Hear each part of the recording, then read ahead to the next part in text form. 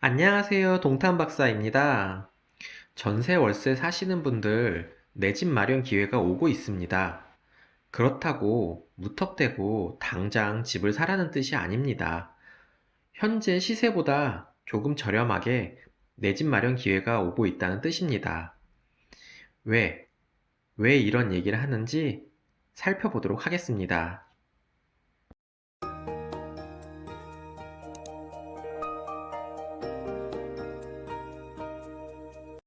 3월 미국은 금리 인하를 파격적으로 두 차례 내렸습니다.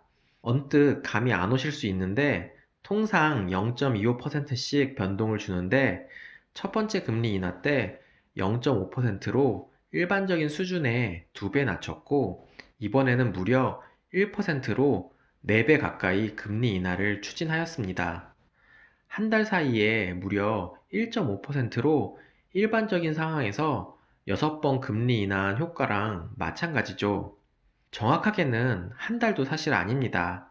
2주 만에 1.5%를 내렸죠. 그것도 연방공개시장위원회라는 공식 협의 미팅을 통해서 진행된 것이 아니고 긴급회의를 통해서 이루어졌습니다. 왜 이렇게 금리를 인하할까요? 첫 번째는 이번 질병위기의 확산으로 예상보다 심각함을 알 수 있고, 두 번째는 유가 폭락으로 미국 셰일 사업 자체가 위기가 온 것입니다. 산유국들은 원유 가격이 떨어지자 감산하기로 협의했는데요.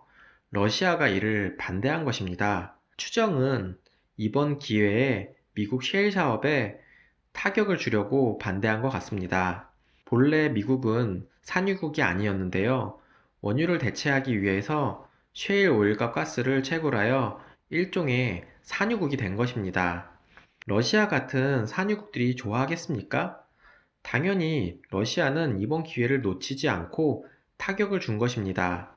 이번에는 러시아에 이어 사우디까지 원유 감산을 반대하고 거꾸로 증산 계획을 발표하니 유가 하락이 지속될 것이고, 이렇게 되면 미국 셰일 사업을 추진하는 에너지 기업들은 파산으로 이어지게 됩니다. S&P 500에 미국 에너지 기업들이 많이 상장되어 있는데 당연히 영향을 받겠죠. 미국의 주가도 더욱 출렁거릴 것이며 이에 대해 선제 조치로 파격적인 금리 인하를 추진한 것입니다. 금리 인하와 더불어 7천억 달러 규모의 채권 매입 등을 통한 양적 완화를 병행하여 추진하고 있습니다. 그렇지만 이번 조치에서 미국 선물 지수는 폭락했습니다. 아주 일반적인 상황에서는 금리 인하를 하면 레버리지를 노리고 투자하는 사람들이 많아져 주식과 부동산에 돈이 몰리고 주가 상승이나 부동산 상승으로 이어집니다. 특히 화폐 가치 하락으로 부동산은 상승하게 되죠. 그러나 이것은 일반적인 상황이라는 겁니다. 미국의 선제 조치에도 경제 위기가 쉽게 해결되지 않을 겁니다. 그리고 미국 금리가 한국 금리에 비해 낮아지면 일반적으로 원달러 환율이 낮아지고 미국보다 금리가 싼 나라에 미국 시장에 투자했던 사람들이 관심을 돌려 투자할 것입니다.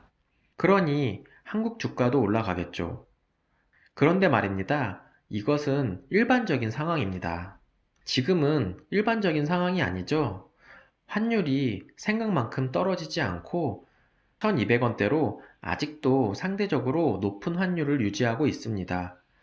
이번 경제 위기 여파가 기업 파산으로 이어질 수 있기 때문에 단순히 미국 금리가 내렸다고 금리가 높은 다른 나라의 기업에 투자하지는 않는다는 것이죠. 이렇게 되면 신용 경색으로 이어지고 제대로 된 경제 위기가 올 수도 있다는 겁니다. 이렇게 되면 어느 것 하나 안전한 자산이 사실 별로 없습니다. 금이라고 안전할까요? 금도 안전하지 않습니다. 국내를 돌아보면 오늘 파격적인 금리 인하를 단행했습니다. 사상 처음으로 0%대 금리가 되었죠. 환율이 높으니 수출 기업이 많은 우리나라가 이득을 볼까요? 일반적인 상황에서는 그랬었죠. 그러나 미국 금리가 워낙 낮으니 수출에 경쟁을 하고 있는 산업 분야에서는 우리나라 제품이 가성비가 떨어지게 됩니다. 이렇게 되면 일부 기업들은 수출이 오히려 감소하게 됩니다. 그런 기업 중 도산하는 기업도 생길 것이고 악순환으로 이어지게 됩니다. 국내 부동산 시장을 좀 더 유심히 살펴보면 이미 3월 13일부터 자금 출처 조사 확인서를 제출하도록 시행되었고, 아무래도 매매하는 데 있어 기존에 없던 것이 하나 더 생기니 당분간은 매매하는 데 주춤하게 될 것입니다. 괜히 찝찝한 거죠. 내성이 조금 생기면 다시 거래량이 증가할 수 있으나 이제 시행 초기입니다. 사람들이 관망하게 되죠. 3월 19일 개별주택 공시지가도 발표하게 됩니다. 고가주택 보유자는 이제 조금씩 보유세 압박이 느껴질 겁니다. 본래 부자인 사람들은 상관없겠지만 몇 년간 보유주택이 시세가 급등해서 고가주택 보유자가 돼버린 경우에는 심리적 압박을 받겠죠. 다주택자들에게는 양도세 중과 배제 혜택을 6월까지 정부에서 준다고 했습니다. 상황이 이해 가시나요? 부동산 시장 자체 분위기가 당분간 어렵다는 이야기입니다. 더구나 최근 무급휴직하고 있는 기업들도 많습니다. 대표적인 기업이 항공사와 여행사죠. 공항에는 사람이 없습니다. 질병위기 사태가 장기화되면 기업 파산으로 이어집니다. 주식은 불확실성이 커지니 성급하게 매매하지도 못합니다. 지금이 바닥이 아닌 것 같은데 이렇게 위험한 시황 상황에서 주식 매매하시면 벌 확률보다 잃을 확률이 높습니다. 그러나 지금 우리나라 질병 확산 속도가 둔화되고 있습니다. 더불어 완치율도 확진자보다 줄고 있죠. 물론 방심하면 안 됩니다. 우리나라 사람들은 위기에 강한 것 같습니다. 또한 우리나라는 의료 체계가 굉장히 잘 되어 있습니다.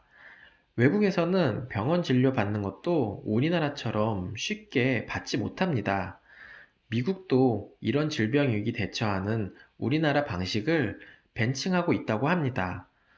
또한 우리나라 기업 중 미국과 경쟁하는 기업보다 미국과 겹치지 않는 경쟁력 있는 기업도 많습니다. 경쟁을 하더라도 우리나라 기술력이 더 우위에 있어 지속 경쟁 우위를 유지할 기업도 꽤 많습니다.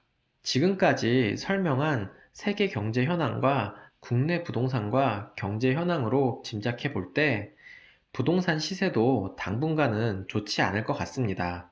그런데 신기한 것은 지금 유럽의 질병위기가 확산되고 있는데 동남아에서 그런 얘기가 별로 없죠? 의료 체계가 좋아서일까요?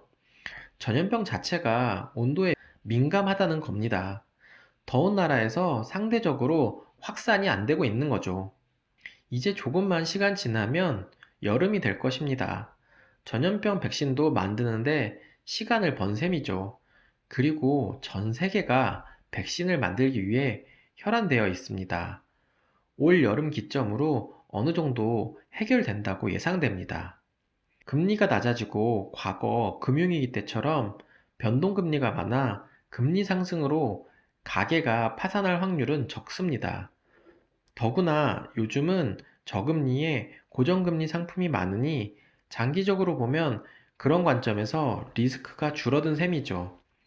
그동안 집값이 줄기차게 올라서 내 집 마련을 포기하고 계신 분들도 상당히 계실 겁니다. 본인만의 기준선을 잡으세요. 그리고 지금보다 어느 정도 떨어지면 저금리에 고정금리로 대출 실행시켜 내 집 장만 기회가 생깁니다. 당장이 아닙니다. 최소 한두 달은 지켜보세요. 물론 생각보다 과하게 금매가 나오면 내 집 마련 실행시켜도 됩니다. 우리나라에만 있는 전세제도에 안심하시면 안 됩니다. 우선 주거 안정성이 떨어집니다. 계약 기간이 지나면 재계약 가능성도 높지 않고 집주인도 바뀔 가능성이 많습니다. 그럼에도 난 세입자로 살 것이다 라고 하시는 분들은 임대사업 등록된 물건에 새 들어 사시면 됩니다. 계약 시 5% 이상 임대료를 올리지 못하니까요. 게다가 장기 임대 주택으로 등록된 집은 집주인이 세입자 다시 구하는 것도 비용이니 그냥 오래 사실 수도 있습니다. 그러나 부동산은 점진적으로 상승할 수밖에 없습니다. 과하게 상승된 곳이 문제인 것이죠. 4편에서 부동산 상승 원인을 5가지로 정리해둔 영상이 있으니 참고하시면 좋을 것 같습니다. 전세로 사는 것도 사실 대출이 있다면 좀 저렴한 월세 사는 것과 다름이 없습니다. 월세에 사는 것은 더욱더 아니죠. 대출 금리가 이렇게 낮은데 월세 비용 너무 아깝습니다. 제가 신혼 때 처음으로 내 집을 갖게 된 배경이 당시 금리 때문이었습니다. 당시도 부동산 시장은 안 좋았어요. 당시 담보대출 금리는 5%대였고 전세자금 대출은 6%, 7%대였습니다.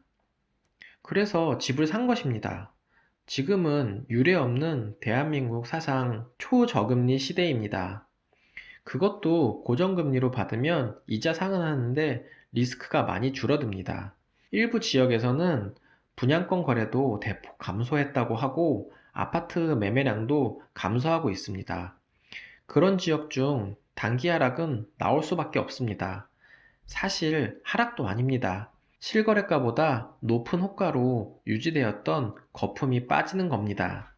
주변 거주하는 곳에 그런 단지가 있다면 호가가 빠질 때 이번 기회로 내 집 마련하는 것은 괜찮다고 생각됩니다. 특히 1주택은 진리입니다. 전세, 월세, 살아서는 자산 가치 증식이 안 됩니다. 1주택은 있어야 자산 증식의 평균은 됩니다. 또한 평수나 지역 갈아타기 하시려는 분들도 기존 주택 매도가 되면 최대한 잔금위를 늦추고 새로 구입할 집을 급매로 잡으세요. 이번 질병 위기로 인해 예상 못한 일시적 경제 위기 상황이 온 것입니다.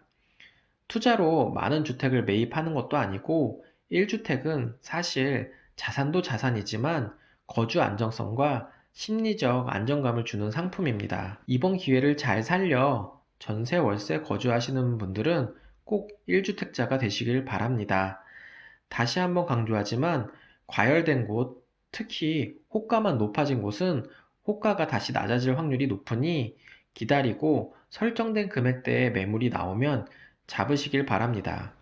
마지막으로 이번 기회에 꼭 주식하고 싶다 하시는 분들께서는 꼭 앞으로도 전망이 좋은 검증된 우량주를 매입하시기 바랍니다. 급등하는 주식 잘못 손대면 물리고 심지어 손실도 크게 됩니다. 다시 말씀드리지만 돈은 버는 것도 중요하지만 잃지 않은 것도 중요합니다. 주식은 너무 신경 쓰이고 손이 근질근질한 게 문제입니다. 그런 걸 잊으시고 중장기 투자가 가능하시면 진행하셔도 되는데 그런 건 모두 신경 쓰기 싫다 하시면 부동산이 100번 낫습니다. 하고 싶은 말을 하려다 보니 초반에 배경 설명이 길어졌네요. 또 다른 주제로 찾아뵙겠습니다.